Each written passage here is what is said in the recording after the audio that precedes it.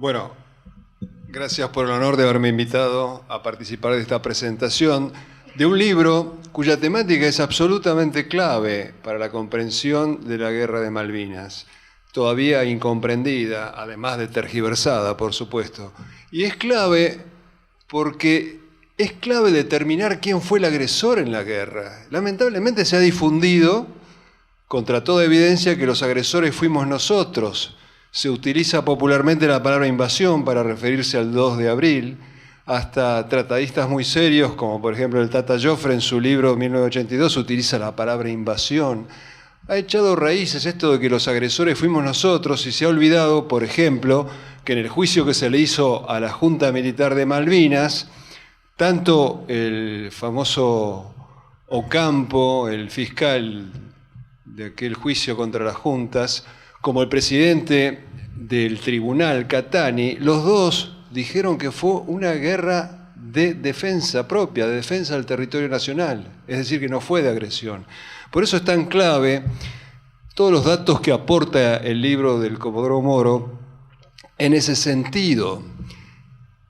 Inglaterra fue la agresora, pero haciendo honor a su fama de pérfida Albión, presentó esta agresión de tal manera que nos las achacaran a nosotros. Y esto se ve muy claro, clarísimo en el libro del Comodoro Moro. Hay muchísimos datos al respecto que no dejarían piedra sobre piedra si se conocieran popularmente de esta versión de que los agresores fuimos nosotros. Ya el solo hecho de que el primer lord del almirantazgo, al encontrarse con la Thatcher, le dice que en 48 horas tendría esta superflota lista, es absolutamente imposible. Esa flota estaba ya preparada y tenía la intención de participar en el conflicto que ellos mismos iban a desatar. Comodoro Moro en su libro muestra cómo fue utilizado el episodio de Davidoff en las Georgias como casus belli para los británicos. Y por supuesto que esto tiene un corolario. Si fue una agresión inglesa, ¿cómo es que nosotros entramos en esa agresión? O mejor dicho, ¿cómo es que la Junta Militar, los que mandaban en ese momento, pisaron ese palito? Que eso es lo realmente digno de estudiar y es muy clave también, porque no se sabe o no se quiere saber que nosotros, como Argentina, como poder político, en esa época estábamos entrometidos en Centroamérica. A mí me pasó cubriendo la Guerra Civil en Nicaragua en el año 79, deambulando por Managua, de repente veo dos muchachos con los bigotitos recortados muy clásicos de nuestro ejército y me dicen que eran personal de inteligencia que estaba apoyando a Somoza. Además estaban muy desinformados porque me dijeron que Somoza en cualquier momento aplastaba a los sandinistas. Pero bueno, esta es otra historia. La clave, y de esto no habla mucho el Comodoro Moro, la clave es, ¿existió el guiño, el famoso guiño del Pentágono? ¿Por qué la Junta Militar pensó que se podía hacer un toco y me voy y después no pasaba nada, negociábamos el petróleo o lo que fuera? Hay muchos indicios de que ese guiño existió y eso es lo que de alguna manera engañó a los responsables del momento. Justamente mencioné recién al Tata Joffre en una serie de fascículos que sacó en La Nación, él habla del guiño del Pentágono. La cuestión es que al estar nosotros involucrados en Centroamérica, porque esto empezó con el gobierno militar anterior a Galtieri y siguió con Galtieri, evidentemente Galtieri pensaba que Estados Unidos le debía algo, lo adulaban, conocemos la frase del general majestuoso que le endilgaban desde el Pentágono a Galtieri, y hay que ponerse en la piel del generalato de ese momento. Ellos iban a declarar una guerra a Inglaterra, nada menos. Ellos que no tuvieron el coraje y tampoco la visión de enfrentar al terrorismo con la ley en la mano, iban a enfrentarse a la OTAN, pero ni en sus peores pesadillas. Cayeron en una trampa, pisaron ese palito y después no pudieron dar marcha atrás. Y esto yo lo investigué un poco y tengo información de bastante primera mano. Por ejemplo, el sobrino del ministro de Defensa Frugoli, de Amadeo Frugoli, el civil que era ministro de Defensa de Galtieri, que vive en Córdoba, me contaba que cuando Galtieri se da cuenta de que ha caído en una trampa, de que Estados Unidos no va a ser neutral, de que los ingleses vienen en serio, le dice a Frugoli: saquemos las tropas de las islas. Y Frugoli le contesta: no podemos, la gente nos cuelga en Plaza de Mayo. Y seguramente así habría de ocurrir. Este es un tema que el Comodoro Moro no lo ha tocado demasiado en su libro, pero bueno, está concatenado a lo de la provocación inglesa, que, repito, me parece clave para entender lo que pasó en Malvinas. Muchas gracias. Bueno, muchas gracias. Para mí es un gusto y un honor estar participando en este acto en el marco de la conmemoración del 75 aniversario de la Escuela de Guerra Aérea, hecho que realmente celebro porque creo que es ¿no es cierto?, un paso muy trascendente en la fuerza, ¿no? Y estando acá me enteré que la Escuela de Guerra es anterior a la fuerza. Pero con lo cual, yo creo que subraya, refuerza ¿no es cierto?, el significado de este acto. Bueno, yo empiezo por el final. Ante todo, este es un libro escrito con un gran patriotismo. Lo que trasunta Moro en este libro es un gran patriotismo. Palabra que acá en la presentación se mencionó, pero creo que es una palabra que expresa sentimiento y valores. Yo lo conozco hace 30 años, ¿no es cierto? Y he estado en la presentación de otro libro de él.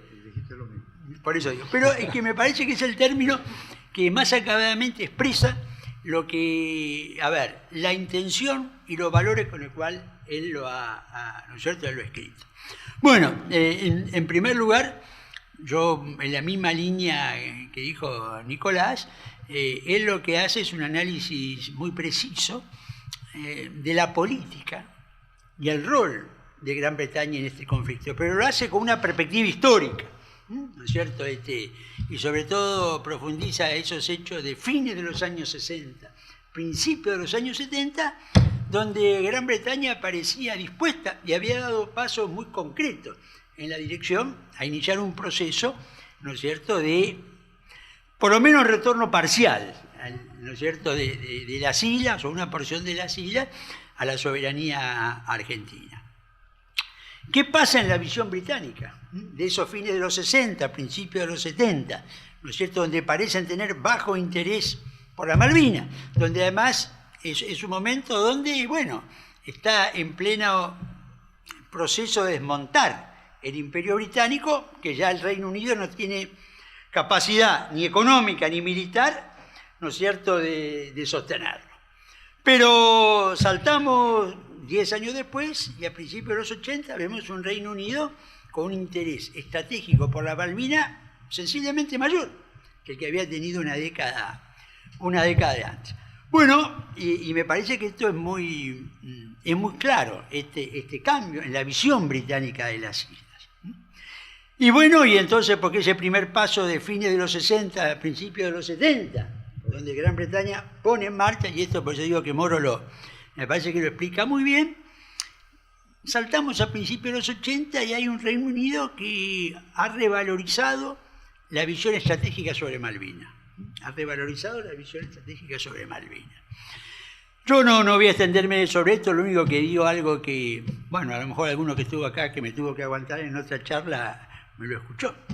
Hay un experto ruso en América Latina que en el 2010 publica un libro sobre América Latina que tiene un capítulo dedicado a la guerra de Malvinas.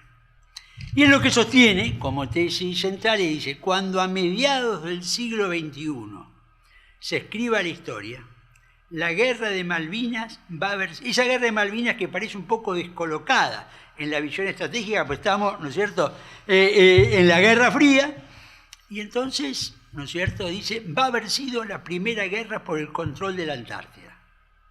Esta es la visión, ¿no es cierto?, del ruso. Eso que aparece ahí, medio como desconectado, va a haber sido la primera guerra por el control de la Antártida, ¿no es cierto?, me parece.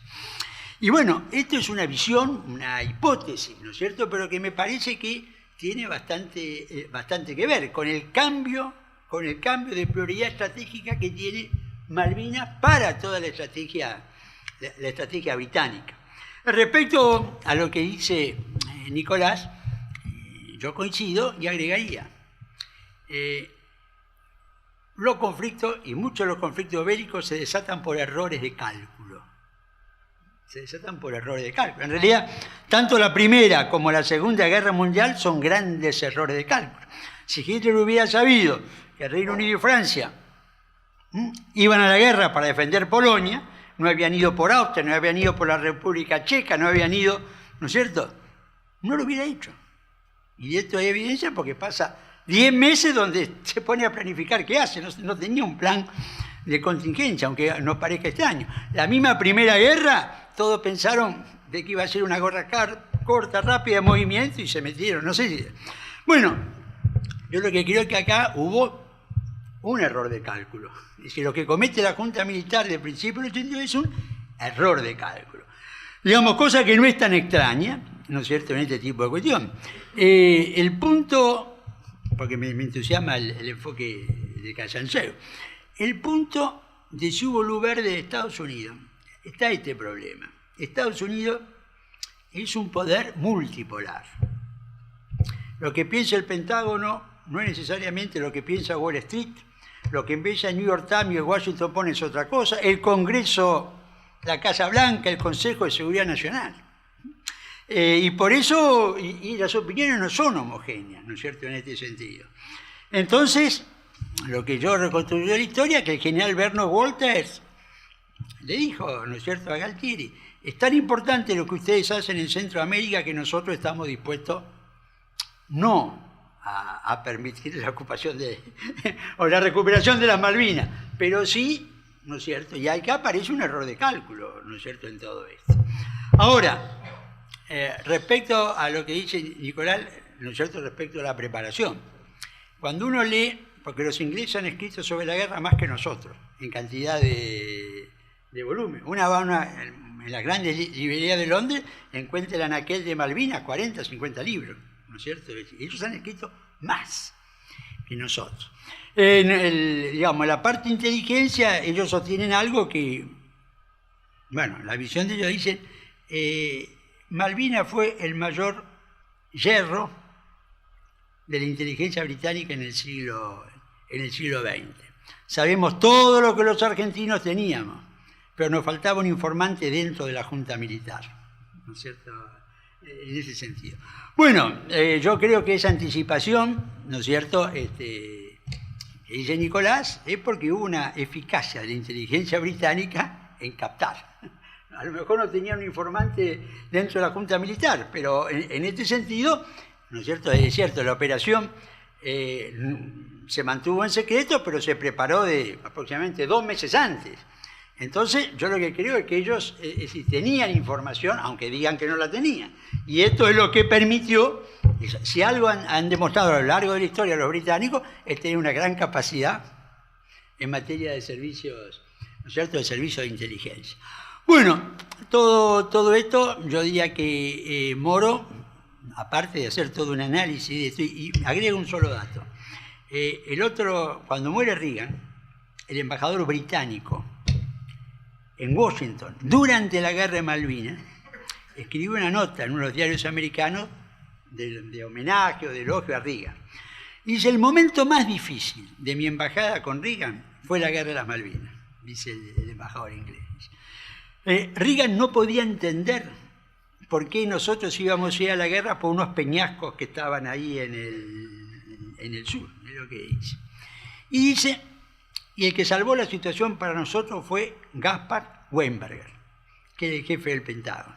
Fue Weinberger el que le explicó a Reagan por qué estaba la necesidad estratégica en función del poder de disuasión de la OTAN, que ¿no es cierto?, una derrota de Gran Bretaña en el campo militar producía, ¿no es cierto?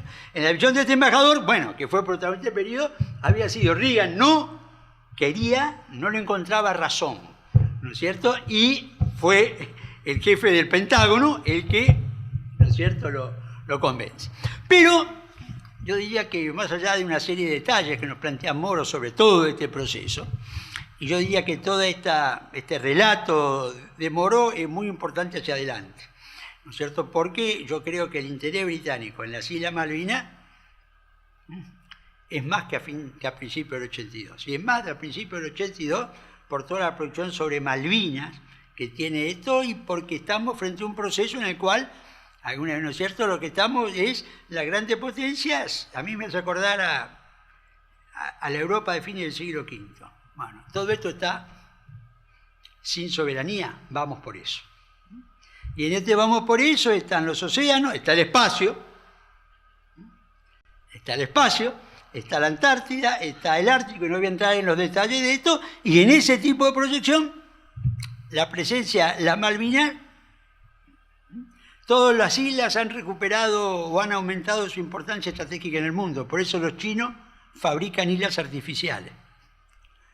Porque de las islas hoy son mucho más importantes que antes, porque a partir de las islas se proyectan ampliaciones de la soberanía. Entonces, cuidado, cualquier política, ¿no es cierto?, o la política para recuperar las islas, tiene que tener presente que enfrente hay un adversario, que es el Reino Unido, con una gran capacidad, ¿no es cierto?, diplomática en este sentido.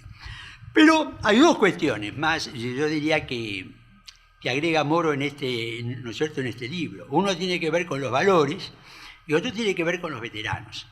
Él, yo creo que con razón, plantea, ¿no es cierto?, que un poco que la Argentina, no le ha dado a los veteranos el lugar, el tratamiento que le corresponde. Y yo creo que esto es cierto. No es el único país que olvida a sus veteranos la Argentina, ¿no? Es decir, el momento de la guerra es una cosa y después hasta algunos países borran esto de la memoria. Pero creo que esta reflexión de Moro sobre, ¿no es cierto?, que los veteranos, ¿no es cierto?, no han sido reconocidos y atendidos como debía ser, creo que es un llamado de atención, una reflexión totalmente válida. Yo de cualquier manera agrego que me parece que en los últimos años, 3, 4, hemos tenido, y sobre todo en los desfiles, cuando han desfilado los veteranos, hemos encontrado en la población, me parece a mí, un reconocimiento y un afecto. Y un reconocimiento y un afecto espontáneo, ¿no es cierto?, no organizado. Bueno, todo esto él ¿no es cierto?, lo señala y hace, bueno, profundiza bastante todo este tema de los veteranos. Ahora, los valores. Él termina el libro Nación, Patria. Desarrolla su concepto de nación y desarrolla su concepto de patria. Aparte de otros valores que tienen que ver con la solidaridad, etcétera, etcétera. Y acá es donde yo creo que Moro nos aporta lo que yo digo, nos explicita, no nos aporta, su patriotismo. ¿No es cierto? En esa parte final donde plantea los valores, ¿no es cierto?, qué es la nación, qué es la patria, cuáles son los valores que hacen de una sociedad cohesionada, ¿no es cierto?, en este sentido. Y bueno, podría decir muchas cosas más, pero creo que es un gran aporte. Mira la historia, y como decía Churchill, cuanto más atrás miremos en el pasado, más adelante veremos en el porvenir. Y entonces yo creo que toda esta reflexión es tremendamente útil para la elaboración de la política hacia adelante. Es un enfoque realista, y esto me parece muy, muy importante. No desconoce los hechos, los relata. Y bueno, yo creo que hay el libro, si yo dijera una síntesis, ¿cuál es el mensaje?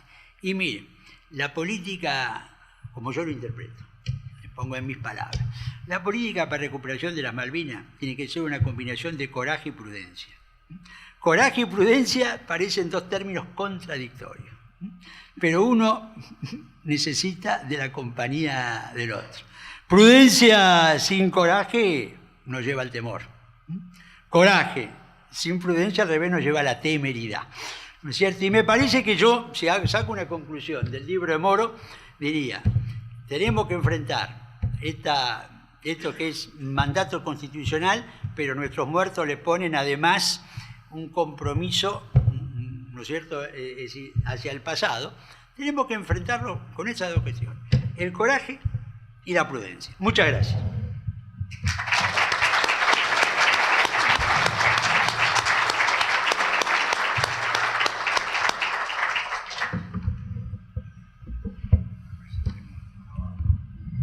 Un problema con la Que no se nos comunicación. caiga. Está bien.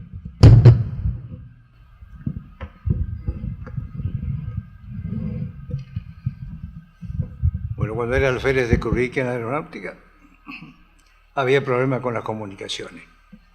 Pero al parecer aún siguen. Bueno, miren, el escritor está delante de un auditorio y delante de dos presentadores por haber traído, digamos, un libro que es producto, digamos, de las inquietudes propias que puede tener un militar profesional, en este caso particular, que ha sido alumno de la Escuela de Guerra, que ha sido veterano de guerra, pero que ha tenido una particularidad muy, muy especial que lo ha incitado a escribir este libro, y es la información de origen británico. Alguien del Reino Unido se ocupó de darme información que hicieron posible este libro, pues si no ustedes no conocieran, no hubieran sabido, por ejemplo, que el Reino Unido mandó la armada más poderosa de su historia, una historia desde el año 1300 o 1400, ¿no? La más poderosa armada de su historia. Cuando todavía no habían enviado los 40 buques que pidió Woodward, después del 1 de mayo y del ataque de la escuadrilla Dardo, Torno, a un destructor 42 que lo vieron todos los que estaban en Puerto Argentino, destruirse a Belgrado. Y a partir de esa incógnita, digamos, yo me pongo a averiguar, pero ¿cómo puede ser posible esto? Es decir, en este sentido, tengo que aclarar que la Escuela de Guerra me dio una gran formación en el sentido de enseñarme a pensar, ¿no es cierto?, y también enseñarme a investigar, por medio de la investigación de la metodología, que fue una materia que empecé a dar yo en la Escuela de Guerra porque era ciencia infusa ya por la década del 80, del 90. Entonces, con la metodología me enseñó que ¿dónde comienza una investigación? Una investigación puede comenzar o en una curiosidad, o en un mal olor que uno le siente a una noticia. Entonces empieza a buscar los hechos, y a mí me ocurrió con el hundimiento del Sheffield, porque me pongo a pensar que el Sheffield estaba fuera de la zona de exclusión, estaba, digamos, entre gallos y medianoche, fundido. Lo hicieron los ingleses rompiendo la caballerosidad clásica y el fair play que ellos, digamos, muestran al mundo cuando operan, y levantando a la primer ministro a las 4 de la mañana un día sábado, haciendo reunir el Consejo de Guerra, y uno dice, ¿y por qué tanto apuro? Las dos flotas, la nuestra y la de ellos, estaban en rumbo opuesto. Los nuestros hacia el continente y los de ellos más adentro, porque se dieron cuenta que tenían que enfrentar a una fuerza aérea basada en tierra, que sí tenía autonomía para poder atacarlos, cosa que ellos no sabían, fue un error de su inteligencia. Ellos no sabían que los aviones nuestros podían ser reaprovisionados en vuelo y que los aviones Dagger y M5 podían llevar tanques externos, con lo cual efectivamente hicieron. Eso fue lo que hizo la escuadrilla Torno. La escuadrilla Torno cambió el curso de la guerra, porque todo estaba armado en apariencia para que la guerra terminara a las pocas horas, digamos, de haberse iniciado el ataque a Puerto Argentino a las 5 de la mañana del día 1 de mayo. Pero que los ingleses no calcularon es que una escuadrilla de aviones Dagger iba a atacar y a hundirles un destructor 42 al minuto de juego, ¿no es cierto?, del primer día de la guerra, con un gol de media cancha, digamos, ¿no? Entonces ellos no podían salir a la prensa y a los medios británicos diciendo lo que les había ocurrido después de haberle informado a la primer ministro que iban a armar, o que tenían armada, la flota más poderosa en la historia del Reino Unido. Entonces todo eso a mí me lleva a pensar en detalle, a buscar. Es decir, el investigador es alguien que anda con la nariz fruncida, todavía husmeando a ver que hay algo que no le gusta. Entonces, buscando elementos de juicio, obtuve una ayuda fundamental de alguien del Reino Unido que se ocupaba de mandarme por interpósita persona los elementos de juicio que podía necesitar. Y me dio una cantidad tan enorme de información británica que habré visto la centésima parte. No me alcanzaría la vida para verla toda. Pero revisando esas cosas, por ejemplo, me encuentro con que el 1 de mayo, cuando todos los observadores de Puerto Argentino, algunos de ellos aquí presentes, vieron que un destructor 42 se retiraba incendiado y rodeado de humo, resultaba que los británicos, en el primer informe de la batalla, dijeron que no había pasado nada el 1 de mayo. El 1 de mayo no había pasado nada. Entonces ahí aprendimos. Primero, los ingleses mienten. Segundo, empezamos con qué clase de buque era, ¿no? Y bueno, la respuesta está dada por el hecho que los almirantes le habían dicho a la señora Thatcher de que armar semejante flota que no tenía ninguna duda de lo que iba a ocurrir. Si al otro día, el 1 de mayo, tenían que decirle que le habían hundido un destructor 42 que era la flor y nata de la guerra de la flota naval británica, seguramente se iban a encontrar con la orden de regresar, porque la flota había salido con una gran, digamos, oposición del Parlamento y del pueblo británico y de muchas naciones, ¿no? Bueno, ese pequeño detalle ya nos da la pauta de lo que a mí me indica de que estaba en la recta digamos, correcta como para estudiar qué le había pasado a Sheffield. Entonces aparece otro elemento de juicio, y es el estado de la superficie del mar. Y esto es inobjetable, nadie me lo puede rebatir. El 1 de mayo el mar estaba calmo. Y el 4 de mayo, el día que ellos dicen que el Sheffield fue alcanzado por un exocet, el estado del mar no estaba calmo. Había mar 3. Entonces aquí tenemos un problema con la aviación naval. La aviación naval ha adoptado la versión británica de que el Sheffield fue atacado el 4 de mayo y hundido por un misil exocet. Pero entonces me pongo a estudiar, ¿no es cierto?, ¿qué hicieron los pilotos? Los pilotos, cuando lanzaron el exocet, hicieron el viraje y se encontraron ahí cerca un mar lleno de crestas blancas. Las crestas blancas quieren decir que el mar era por lo menos de 10 nudos, porque a los 8 nudos recién empiezan a aparecer. Entonces yo les pregunto, ¿alguno de ustedes vio una cresta blanca en toda la fotografía del Sheffield incendiándose? Era otro elemento de juicio. Entonces, y después siguieron continuando, porque hablé con el almirante Woodward sobre este hecho en particular. Me dice, yo estaba en el comando, digamos, en el Hermes, y nadie me informó de que había habido un problema, ni un buque destruido, ni un avión derribado. Y había habido un avión derribado, ¿no? Y le digo, almirante, el buque había desaparecido del horizonte y todavía se veía el humo. Porque él me dijo, no, deben haber sido las turbinas Olympus que tienen, que cuando dan potencia producen mucha humareda. Digo, si había desaparecido del horizonte, todavía se veía el humo de las turbinas, no podía ser posible. Entonces, bueno, entonces yo relaciono lo que me dijo a mí el almirante Woodward con la realidad de los hechos. Pero muchos años más tarde, el amigo invisible a mí me manda una comunicación, digamos, que tuvo la señora Thatcher y que la dejó registrada en su historia personal como 30 años más tarde, escrita como 30 años más tarde, cuando ella ya había fallecido, una persona que estaba a cargo de la Fundación Margaret Thatcher, dice que la señora Thatcher el día 1 de mayo, y está escrito en su puño y letra, ¿no es cierto?, había dicho que había sufrido una gran conmoción y una gran inquietud por las noticias que le habían llegado de las bajas propias de la guerra. Entonces uno de los dos miente. O Woodward, cuando a mí me informa que no había habido ningún ataque, o la señora Thatcher cuando escribe su señal de guerra. Yo les pregunto a los lectores, dice, ¿usted quién cree que emitió? Bueno, a partir de todo eso, entonces, porque nuestros aviadores navales, para colmo, luego cambian la versión de los hechos. Pero sigo encontrando cosas, sigo encontrando, por ejemplo, un destructor Glasgow que recibió las noticias de los ecos de los hechos que se estaban aproximando el día 4 de mayo al Sheffield, y lo llama al Sheffield, que estaba en la primera línea de combate, aunque no lo tenía a la vista, y Sheffield no le contesta. No había nadie el Sheffield. Y después dijeron que no, que estaban comunicándose con Londres. Y resulta que había una serie de inexactitudes, ¿no es cierto? Porque el mismo comandante del Glasgow, el capitán Jodinot, dice que por ahí él perdía las emisiones del radar de los Exocet por el estado de superficie del mar. Quiere decir que el mar no estaba calmo. Entonces, ahí ya tenemos otro elemento de juicio que va a ser muy difícil de rebatir.